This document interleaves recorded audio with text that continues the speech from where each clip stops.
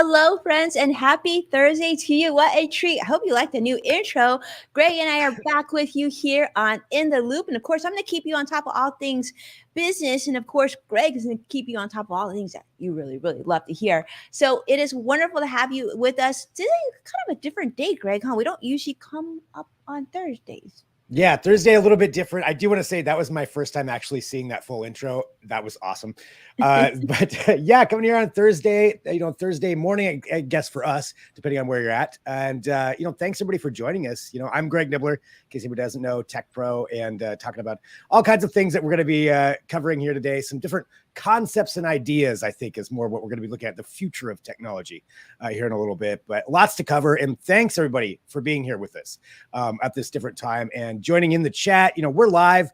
This is interactive. Let us know what you think, what you want to talk about. Drop those comments in. We always love to see them.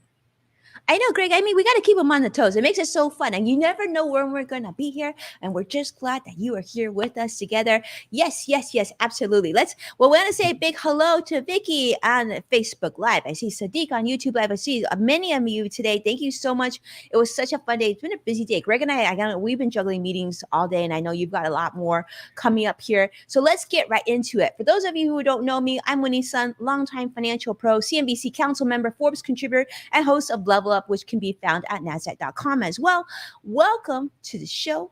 And let's start with the market, because the market hasn't closed yet, but I thought I would tell you where we're at currently. The Dow is currently down 46 points, and the NASDAQ is up 109. I love it. And the S&P is up 19. And you might wonder why I love it, because the NASDAQ is typically tech heavy. And of course, I love all things NASDAQ, so it kind of goes in that realm. Well, one area, Greg, I think we should talk about is this on Tesla. Now, I know I would love to hear your take on the tech side, but on the financial side, Tesla doing better than expected in some areas and less than expected in other areas, but revenue has grown over 42%. In fact, I feel like they continue to be like sort of undefeated in this realm, because I guess there's definitely been some supply chain issues for a lot of the other auto manufacturers, and Tesla has having less issues there. Earnings, in fact, rose to 2.27 per share adjusted, and they were expecting just about $1.81 was sort of the analyst expectation. So they definitely did great in terms of revenue, over almost $17 billion revenue was expected, and so they actually ended up with, I think, a little over 17 billion. So very, very close there. But overall, they're delivering a ton of cars. So over 250,000 cars were delivered in the period ending end of June, which is a 27% growth. I mean, Greg, they seem like they're undefeated thanks to their Model 3, Model Y. 93% of deliveries are in these smaller vehicles. What does that mean for, do you feel like that's sort of the trend? Are more of these EV, alternative energy vehicles, are you going to be focusing more on these smaller vehicles? Yeah, I think that's going to be an interesting thing to kind of look at going forward, because, I mean, right now, Tesla is the leader in it. I mean, obviously, and their cars are great. Let's be honest, they make some great cars, and they're able to get those out there right now. Because I think you mentioned the supply chain issue side of things. I mean, that's huge. The fact that they can actually deliver them, because that was always one of the kind of knocks about Tesla, right? Is they can't make them fast enough to get them out there, and now they're kind of catching up with that. The other part, though, I think that going forward, other manufacturers are going to catch up as far as being able to produce these and producing more EVs, and everybody's getting into that game. And I think the smaller sided ones, those have been around there for a little while, but a lot of these other manufacturers are now coming up with better ones. They weren't always that great. They didn't look cool. They didn't have all the bells and whistles. And now everybody's kind of coming up to that, but Tesla's still ahead of the game. I think there's that side. The one that's going to be interesting to me going forward is going to be the more pickup truck side, is how that's going to play out. I mean, the Cybertruck, I saw something today saying that I think Elon Musk said maybe next year. I kind of doubt that. But, maybe the Cybertruck will come out. But when that gets out there, when you get the Ford F-150 that they've got coming, and then all those other ones, all the other, like Rivian and everybody else working on that side of things, I think that's going to be a huge, huge indicator of where it's all going to go. Because if those work well, they're going to be huge. If they do, I love that you say that. And I read this news in the financial news also, Greg, that the U.S. Postal Service has now committed to to buying more electric vehicles for the U.S. government postal service. So I think that's good too.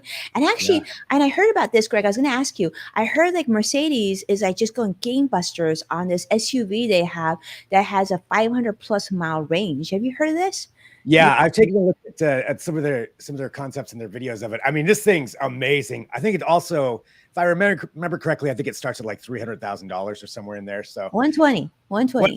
120 for that I one. actually have Okay. a client that picked one up, and I was like, "Whoa!" Okay, so that's not as bad as I thought. But yeah, I mean that's pretty cool because you are starting to see more of those luxury lines of EVs too, and it's just this whole side of the industry is just going to explode here the next couple of years. But looking at it, making it super cool and putting all the tech in, Mhm. that's pretty awesome. I know that's what gets Greg excited, all that tech. Yeah, And so, and yeah. then, I and want then the we're bells and gonna, whistles. yeah, we want to hear about that tech that gets you excited, Greg, because that gets us excited. And I want to say a quick hello. I see Tony Blash joining us from LinkedIn Live. Hello, Tony, and welcome to the show. Another thing we want to jump into is also on Netflix. Now, this has been big news. Now, as you remember, we talked about this not that long ago, but it's been trending on social, it's trending on LinkedIn News as well. They were talking about potentially losing over 2 million subscribers. And they announced this week that, guess what? They only lost about 1 million subscribers. So, this is sort of like the financial saga right now. Is this going to be a turning point for Netflix? Meaning that will they have to quickly transition and change their business model so they stop losing more subscribers? Or is like that 1 million going to be that sort of sweet spot where, okay, we lost 1 million, but now it's better days ahead? So that's what a lot of people are watching and really thinking about too. And that's also some of the reasons why a lot of streaming industries and entertainment industries are a little nervous. I don't know. What do you think, Greg? You have a just I mean, if you were just guessing, what would you think?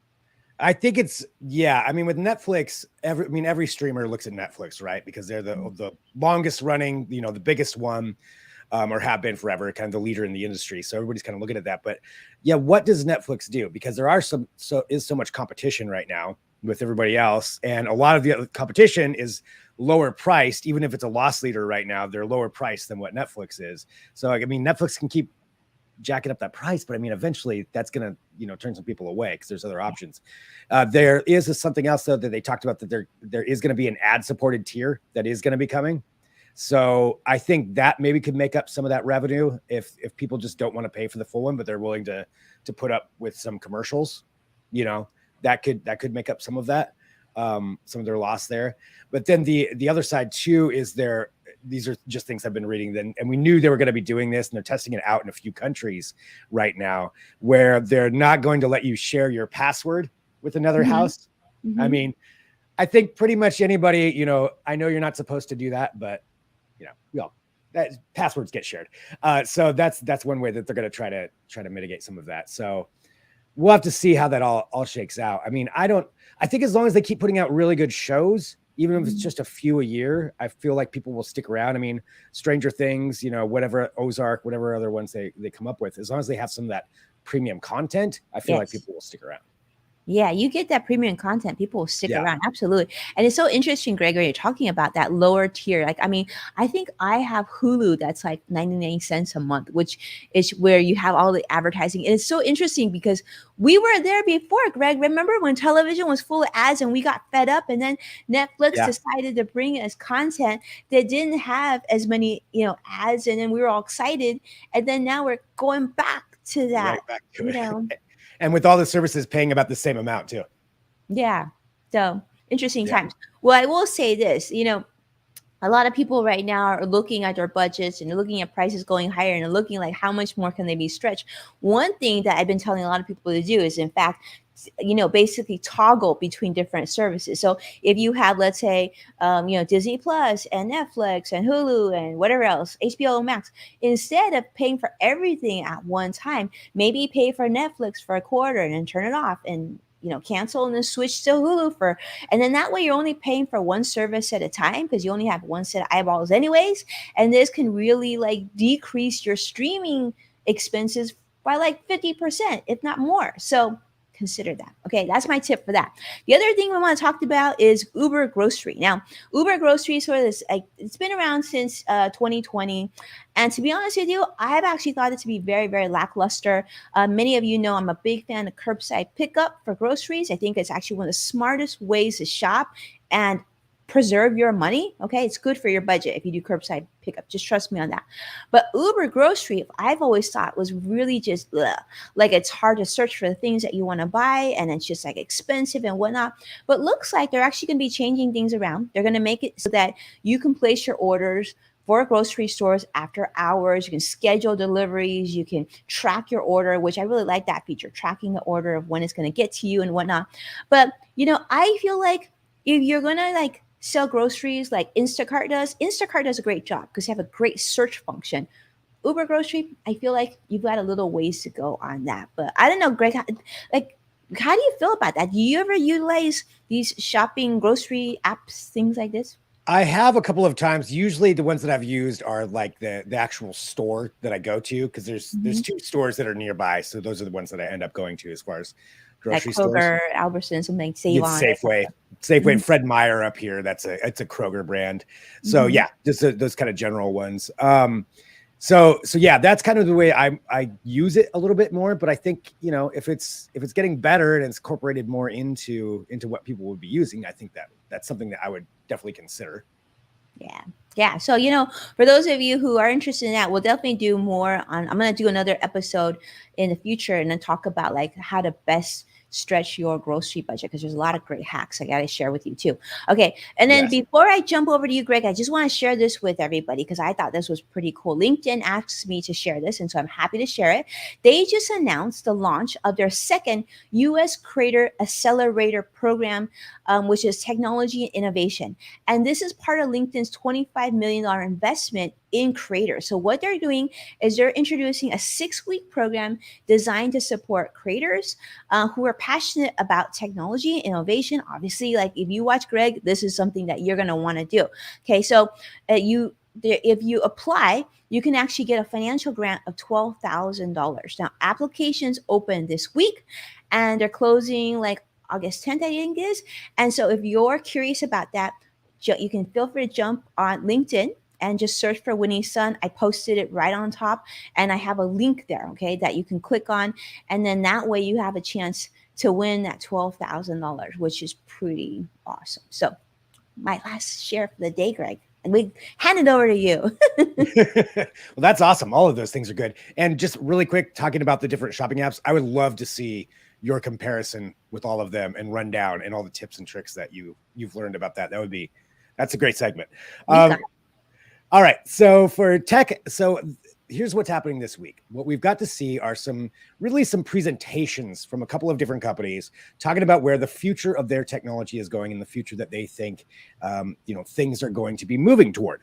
And one of those, the first one, is Apple. So Apple had a couple of things. One thing for anybody out there with a newer iPhone, you can download now the iOS 16 beta. So the beta iOS 16 platform. So that's the full one's coming out later this fall. But if you want to see some of the new things that you're going to be able to do with your iPhone, you can download that right now. It's free to do it. You sign up for it. It's got a lot of the kinks are worked out on it, but it is a beta one still. So there could be some quirks in there, but definitely if you want to try the new thing, you can do that today. So that's of note because with the new iOS 16 platform, there's a lot that Apple's going to be doing to focus on health. And this was a lot of what their presentation was. And it has to do with how they believe things are going to be moving, how they want to incorporate your tech, specifically your Apple Watch and your iPhone into your health data and how you utilize that data, how it can help you lead a better life and share that information with doctors and all kinds of things. So they've got kind of a double-edged side to it. One being that it's going to be able to track 17 different areas of health for you. And this is the combination of the iPhone and the Apple Watch, everything from, your heartbeat to sleep to all kinds of different things. They'll even be able to measure like how hard your gait is. So when you're walking, if it seems like you may be, maybe there's something going on with the way that you've been walking over the last month, and perhaps you have a hip issue you didn't know about, or Oh, you wow. could be in danger of taking a spill, something like that, especially for maybe older people. So it's tracking a lot of data. And they're going to have that all neatly organized there for you through the health app, which was out before, but the new version is way sleeker and has so much more information on it. And they want to encourage people to try to use that and look at tech differently than maybe we have before. Because there's, I think, a couple of things that people always think about. One, security. How secure is the data that they're storing for you? What are they doing with that data? And they're trying to be real upfront with that, saying the data is just for you. But they can also anonymize it. Anonymize? Am I saying that right? Yeah, there we go. We got it. Yeah, there we go. You know what I'm saying. They can make it anonymous and send it to the medical professionals to, like, just for science in general, to study massive amounts of data and see what they're getting out of it. So they want to just help bring the health industry into just kind of a new era using technology. And my question for everybody too, and for you, Winnie, is how do you feel about that? Like, how is this something that you would want to use, to have Apple analyzing your health more with tech, or is it, maybe I'm not quite ready for that? Greg, I'm all for this. I actually also saw this morning Amazon announced that they're planning to buy One Medical. So they're actually trying to go after this as well. I do think, of course, privacy is a big issue, but let's be honest, right? A lot of things, we're not experts in medical concerns, and the times that we spent with our medical professionals and doctors, it's a very limited amount of time. But the watch is on us all the time. So if it can give us triggers, like if like there's something wrong with your gait, right? Or your blood pressure's off, or, your heart rate's too high, anything, I think if we can get that early warning, a lot of medical concerns are preventable. And I think this is a way where we can have 24/7. One thing when you were talking about that is I was chuckling a little bit, Greg. I'm like, okay, so the watch is going to like track me during the day. It's going to track how I sleep. When is it ever going to get charged? Because I don't wear my watch to sleep, because I figure it's charging too, right? So what do you need? I need two watches now? But yeah, that's true. I think we need it. I love, like, for example, when I go to the doctor, and I just went to doctor recently and got lab tests and everything else. It's so convenient because there's an app and they have my information. You sign off anyway. All your doctors are going to get all your information, even if, like, they didn't write the prescription. So I think we're going to have to be okay with this if we want better health. And let's be honest, going through this pandemic, we recognize that there's a lot of unknowns that we don't know, and we need people to watch out for us. Yeah, I'm all for it too. I think if it's going to give you indicators and, like you said, preventable things that maybe that are easily overlooked, because if something's going wrong and it's like happening very slowly for you, you may not even notice that anything is wrong. But this data can tell you, like, actually you have something is off with you. Like, this has changed over the last 2 months. You may not have noticed. Take a look there in the chat. Somebody asked if I got an iPhone yet. I do have an iPhone. I'm still using my Android, but I've got an iPhone that I test things out on, but I haven't fully committed yet. I think, Vicky has a good point, Greg. I mean, like, when's the last time we talked about Google doing something like this? I'm just saying. And even actually on CNBC yesterday, there's a big interview talking about how, like, Apple is going to be creating a car that will really go after Tesla's money. So, like, that was actually news yesterday. And they're saying that they don't know how far along Apple is, but they're saying they're going to go directly to self-driving, right? That's sort of the rumor right now. That's the rumor, because I mean, there's been rumors of this Apple car for years and years. If you ever Google it. There's some crazy concepts of Apple cars out there, but there's some really funny ones. That's the topic has always been, Apple's looking to go and create a completely autonomous car and just jump into that level. There were also the rumors they were trying to buy Tesla years ago too. Who knows if that's entirely true or not. Mm-hmm. What's that? That boat has sailed. Yeah, that's not going to happen now. But I don't know if Apple does do it. I'm sure it'll be probably a well-made car. But if they incorporate that in, so then what? We're just living in completely Apple world. So you have your Apple Health, your watch, your iPhone, your car, your Apple Home. Yeah, everything all Apple. Yeah, So I have well, a you pretty know, good I know. I think we're going to have a whole conversation because the audience wants to know, Greg, when you're going to get your Apple phone. Not yet. Believe me, everybody will know. Everybody will know if I make that switch. So we'll see. We'll see. But this is intriguing to me. I do like this. You did mention the Google side of things. They are working on health side too because they did buy Fitbit. So they've got some of that going, but not as robust as what Apple's got going right now. At least with Yeah. this new iOS 16 update. I got you, Vicky. She's saying thanks to Pool Winnie. Yeah, I know. Uh, So okay. I do have one other thing to talk about because you mentioned Amazon and Amazon, yeah, buying what is it, One Health? I just read this news this morning, so I was unfamiliar, but buying that health clinic. Now Amazon also had another thing this week for, I'm just gonna say it once, just so I say the word, so be prepared if your speakers go off. Alexa Live. That is the name of the event that they have. So it's all about everything for their AI system. And it's about the future of that and how they want to see that incorporated in and to make it easier for everybody to use. And I love this concept because I don't know how many people out there use smart home systems. I have a Google one, I have my Amazon one, I try them both out, and they both work about the same, I would say. And that is all right, but still kind of clunky. I mean, they're still clunky. They don't necessarily understand everything you say. Setting up routines is really hard, and that's what they want to change. They want to make it really easy, so you don't have to worry about going in and programming something. You just tell it what you want it to do, and then have your smart home system also learn a little bit more about how you operate, things that you do normally. So if, say, it knows if you're going to be gone from these hours, it'll turn off these lights, it'll set the temperature to this, and just do it all for you and do it nice and easy, incorporating it all into every other smart home device. And that was the other part that's coming up. There's going to be a new system for all smart home devices. So I don't know how many people out there have tried to set up like a light bulb from one company to work with one smart home system, but it won't work with the other one, and it's a real pain. I have that issue because I've got like 3 light bulbs from 3 different companies and none of them work on the same system. That's all going to go away. So pretty much every manufacturer of smart home products and the smart home systems, they're all going to the same kind of an interoperability platform. So they'll all work together, which means you plug something in, it'll connect to whichever device that you want, which I'm all for that. So they're talking about how that's going to make things a lot easier too, which is cool. I'm excited to see where that can go. I know there's still a lot of people out there that are pretty hesitant on smart home devices, though. I don't know, Winnie. I don't know if you have one.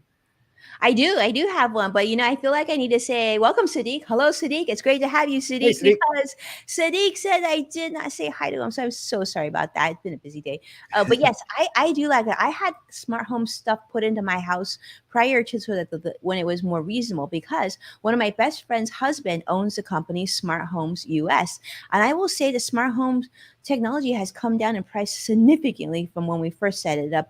And honestly, I told my husband, why do we even need this? But my husband, being a techie, he loves all things tech. But yeah, I mean, I'm with you. It's very clunky. It doesn't work so great, but hopefully it'll be better in the future. I feel like I feel like I can turn on my own lights, I can open my own garage, but like I feel like they need a dose of like Apple Tesla to do this properly. Have them get them involved. That's one area actually where Mhm. Apple has been behind on is some of the I smart know. home What's devices. up? I'm sure if Because they Apple made did it so what you need- expensive. They had their Apple HomePod, I think it's called, and it's yeah. so much more expensive. Well, I mean, like, if it was better and more expensive, maybe you could justify it, but it sounds like it's not because Greg did give it a thumbs up. But It's not, but okay, maybe it will be. So when this new system comes save out, your that's I have to get one dig in. Yeah, the new system. I'm just getting the name of it here, but yeah, once that comes on board and everything is kind of working together, it's going to make it a lot easier. I think everything is going to work a lot smoother, and people will finally understand some of the advantages that you can get from the smart home, systems and money. try them all out. So I'm all for it. I'm excited. All right. Well, you let us know, okay, Greg? I You will. keep us posted on that. Yeah. But Definitely with will. that, I mean, like, this was amazing. I mean, I'm so glad we were able to come today on a Thursday. I know, Greg, that you got to run, so I'm going to keep you on schedule. So thank you, everybody, for tuning in with us. Thank you so much, Sadiq, for joining us on YouTube Live. And so many, wow, Vicky, Facebook Live. So many of you joining us. Today's a big show. We appreciate every bit of you for being here. And I'm going to throw to Greg. Yeah, all of those things that Winnie just said. Thanks so much, everybody. Feel free to reach out anytime to send us a message, whatever platform you're on, we're on. Feel free anytime. You have questions, you have cool things you want to send and be like, hey, check this out. Please do. I always like looking at cool things. So cool stuff. We like cool stuff. And we're coming back to you next week for more cool stuff, Greg. Definitely. Absolutely. Yeah. So, all right. Well, thanks, everybody. Have a great day, and we'll talk to you next week. Take care.